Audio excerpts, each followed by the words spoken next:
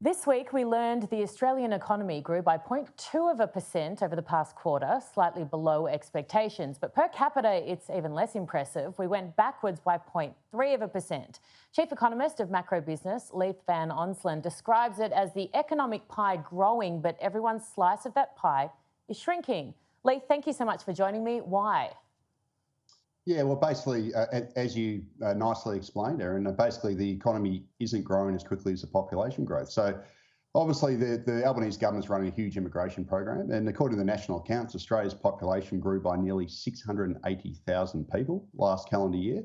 And the economy just hasn't grown fast enough to keep up with that. And as a result, basically per capita GDP went backwards by 1% last calendar year. So we all went backwards. And to make matters worse, and this is even worse, Erin, the household sector, so Australian household consumption actually fell by 2.5% once you adjust for population growth last year. So households absolutely copping it in the neck here, and our living standards are going backwards. They're copping it in so many ways. You talk about living standards, and one of the causes of that is this huge influx of people. Talk to me about immigration, about housing, and how Labor are failing us.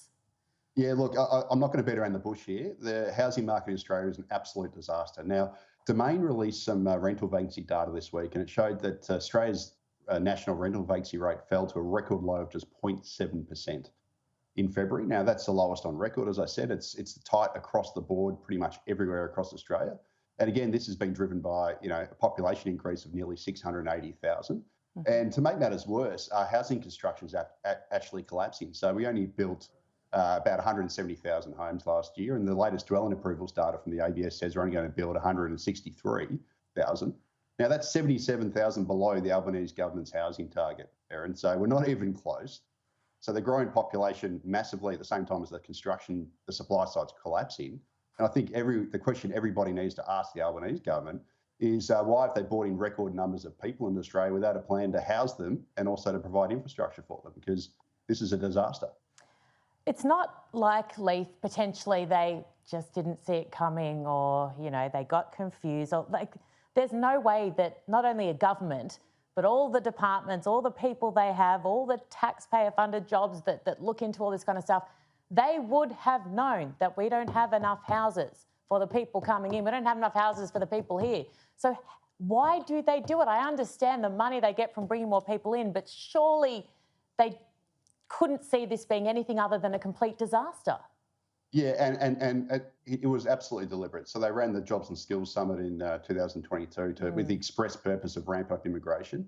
And obviously you're doing it into a supply-constrained economy. And the reason for that is we've got high interest rates. Materials cost for building houses has gone through the roof, so builders can't make a profit.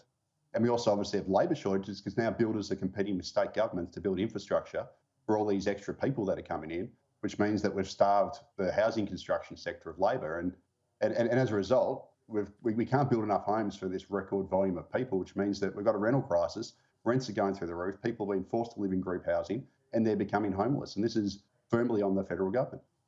The Daily Telegraph this morning reported the Reserve Bank's most recent rate hike in November 2023 should have been seen as an error. Do you agree?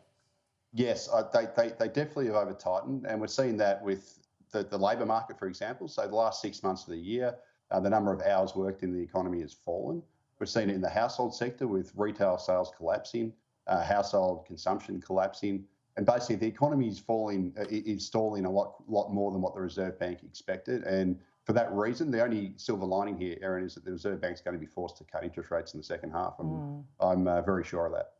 Leith Van Onselen, you are wonderful. I can't say brilliant because I think I've said it to my last two guests, so I need another descriptor, but you're all wonderful. Thank you so much. Really appreciate your time. Yeah, thanks very much.